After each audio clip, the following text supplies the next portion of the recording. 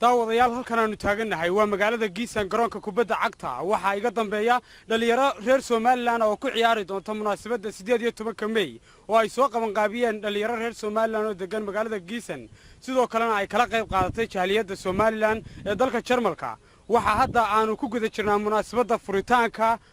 koobka loogu magac daray 18 May 2018 munaasabadda 7 jirsatay ee maalinta qarannimada Soomaaliland waxaana halkan ku ciyaari doona labadan kooxood ee hadda idin muuqda oo labada kooxood ay ku ciyaarayaan magaca Soomaaliland sida calanku hadda halkan uu idin ka muuqdo koobkan waxa soo qaban qaabiyay dhalinyaro isku xilqaantay oo degan magaalada Giisan oo ku taala gobolka Hessen waxaana gacan weyn ka siiyay oo kala soo qayb galay jaaliyadda Soomaaliland ee dalka Jarmalka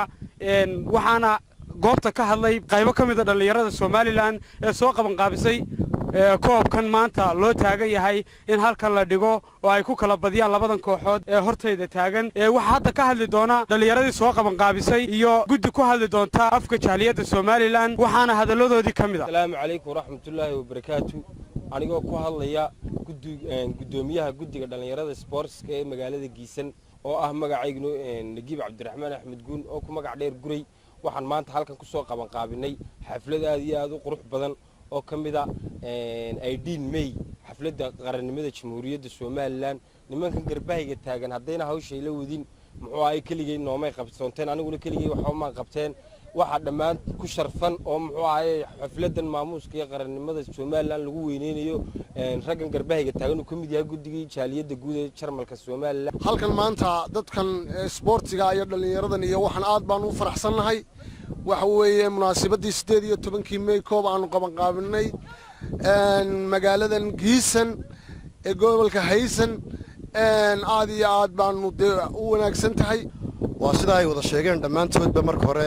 labadan TV ee meesha marayaba aad baan soo dhaweenaynaa waxa weeye waa xafladaha sunbay daba socotaa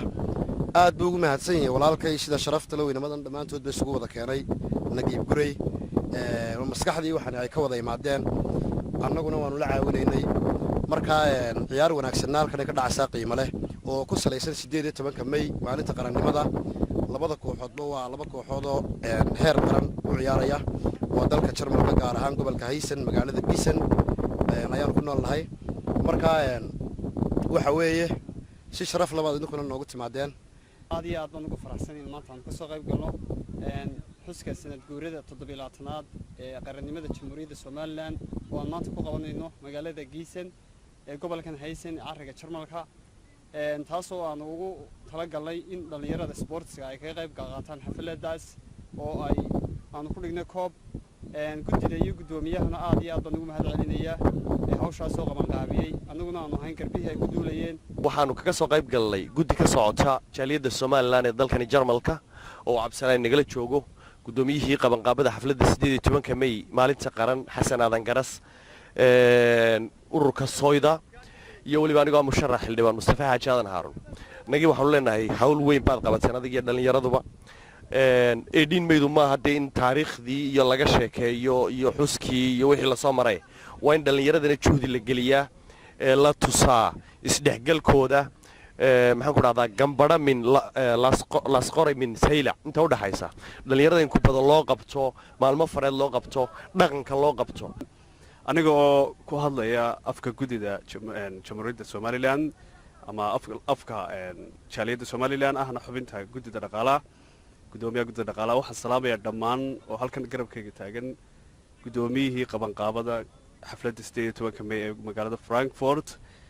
waxa kale oo dhinacayga taagan xildhibaan musharax Mustafa iyo guddi kale oo kamid ah dhalinyarada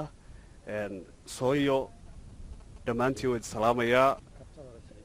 kabtankii Saciid Guray dhamaantii waa salaamaya guddidii ciyaaraha oo dhameystiran oo waxoodii wata